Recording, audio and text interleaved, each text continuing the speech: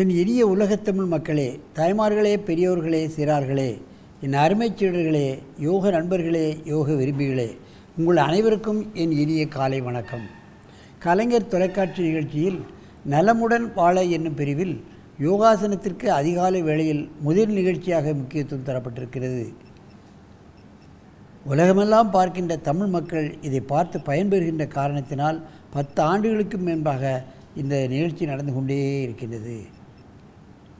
ஆகவே இது மக்களுக்கு ஒரு நோயற்ற வாழ்வை தரக்கூடிய ஒரு பயிற்சி, நினைவாற்றலை தரக்கூடிய பயிற்சி, வாழ்க்கையை முன்னேற்ற பாதைக்கு இழுத்துச் செல்லக்கூடிய ஒரு பயிற்சி. ஆகவே தான் இது 10 ஆண்டுகளுக்கு மேன்பாக இந்த நிகழ்ச்சி சென்று கொண்டே இருக்கிறது. பல்லாயிரக்கணக்கான பேர்களை யோகாசன ஆசிரியர்களாக மாற்றி ஆங்காங்கே நிலையங்களை ஏற்படுத்தி மக்களுக்கு இன்றைக்கு யோகாசனம் செய்யக்கூடிய ஒரு அற்புதமான மார்க்கமாக இந்த நிகழ்ச்சி நடைபெற்று கொண்டிருக்கின்றது. அந்த நிலையில் இன்றைக்கு பாருங்கள், நமது நிலையத்துக்கு 2 பெண்மணிகள், 47 வயது 20 வயது, தாய் மகள். அவர்கள் BGDON படிச்சிருக்கிறார்கள். 200 hours yoga teachers training இங்கேயே படித்திருக்கிறார்கள்.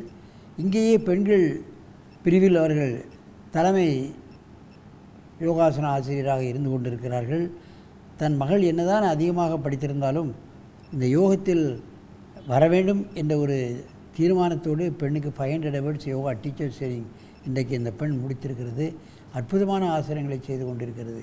தான் பெற்ற செல்வம் பெருக வையகம் என்பதோடு தன் மகளும் படித்து மக்களுக்கு யோக சேவை செய்ய வேண்டும் என்ற ஒரு நல்லெண்ணத்தில் செய்து கொண்டிருக்கிறார்கள். இவர்கள் இப்பொழுது யோக முத்ரா செய்ய போகிறார்கள். வைஷ்ணவி இப்பொழுது என்ன ஆசனம் செய்ய போகிறோம்மா?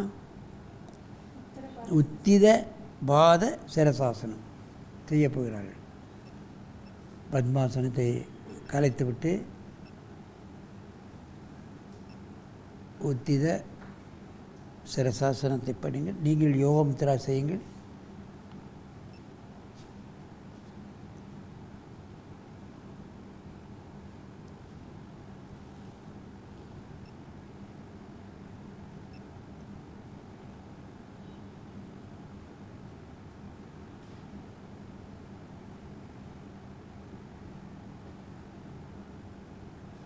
உத்தித பாத சிரசாசனம். சிரசாசனத்தில் ஒரு வேரியேஷன் பாருங்கள். எவ்வளோ நேரம் வேண்டுமானாலும் 47 வயசில் அழகாக பண்ணுகிறார்கள். அதைத்தான் நான் கவனிக்க வேண்டும். மகள் இங்கே அற்புதமான ஆசனம், உத்தித பாத பத்மாசனம். இவள் நினைவாற்றலை தரக்கூடியது. மெதுவாக இறக்குங்கள். முத்ரா, யோக முத்திரை, அதைத்தான் கவனிக்க வேண்டும். ஆசனங்களில் முக்கியமான ஆசனங்களுக்கு முத்திரை குத்தப்படுகிறது. ஜீரண கருவிகளை சரியாக இயங்க வைக்கக்கூடியது, மூளை நரம்புகளை இழுக்கக்கூடியது. பத்மாசனத்தில் படுத்து கொண்டு செய்யும் பொழுது கால் நரம்புகளெல்லாம் இழுக்கக்கூடியது, அதை இலக்கமாக வைக்கக்கூடியது. இப்பொழுது அப்படியே ஒருவருக்கொருவர் நேராக பார்த்து கொண்டு இந்த ஆசனத்தை செய்யுங்கள்.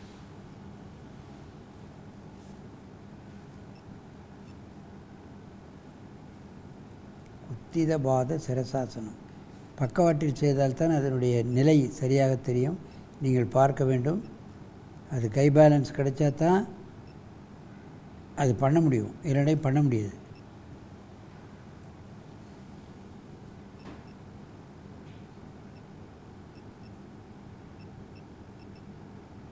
பாருங்கள், கை பேலன்ஸ்லேயே இந்த முட்டை கை மேலே தூக்கி வச்சு தலையை கீழே வச்சு அதை பண்ணுறது என்பது கடுமையான பயிற்சி, நீடித்த பயிற்சி. அப்பொழுதுதான் அந்த நிலைக்கு நாம் வர முடியும், இல்லையா வர முடியாது. யோகாசன ஆசிரியர் ஆகிவிட்டால் அட்வான்ஸ் ஆசனங்களை சில அற்புதமாக நாம் செய்தே ஆக வேண்டும். மெதுவாக இறக்குங்கள். நீண்ட மூச்சு வாங்கிக் கொள்ளுங்கள். நன்றாக மூச்சை இழுத்துக்கொள்ளுங்கள்.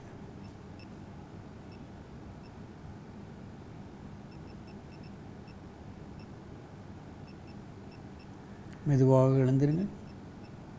மீண்டும் ஒரு முறை அதே ஸ்டேஜில் பண்ணுங்கள்.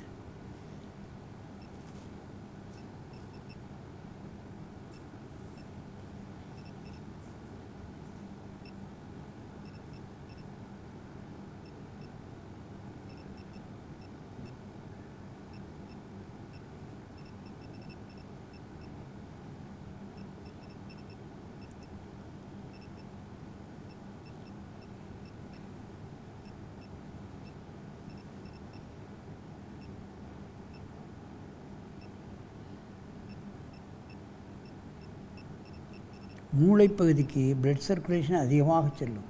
பிட்யூட்டரி பீனியல் கிளாண்ட்ஸ், சிந்தனா சக்தி, ஞாபக சக்தி தரக்கூடிய அந்த கிளாண்ட்ஸுக்கு பிளட் சர்க்குலேஷன் சென்று விட்டால் நல்ல நினைவாற்றல். விடிய விடிய படிக்க வேண்டிய அவசியம்லாம் கிடையாது. புத்தகத்தை திருப்பி பார்த்தாலே அதை அப்படியே ஒரு தடவை படித்தாலே அப்படியே மனசில் பாய்ஞ்சிடும்.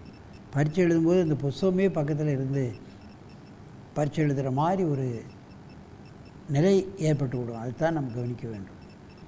மெதுவாக இந்த ஆசனத்தை கலையுங்கள்.